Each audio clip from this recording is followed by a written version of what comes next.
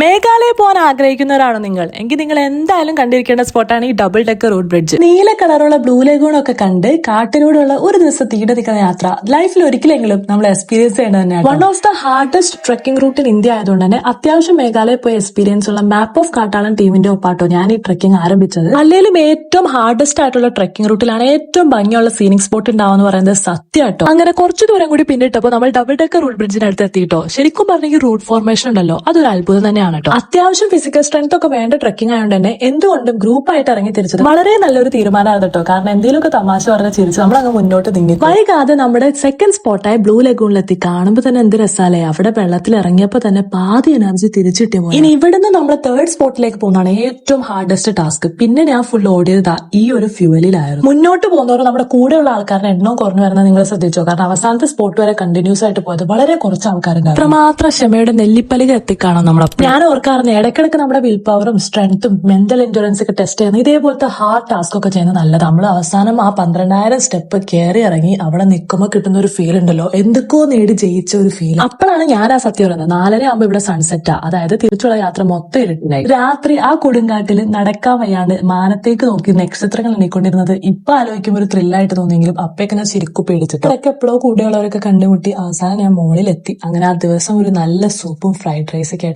Unforgettable day in my life എന്നൊക്കെ ചോദിച്ചതാ ഇതായിരുന്നു കേട്ടോ ആ ദിവസം.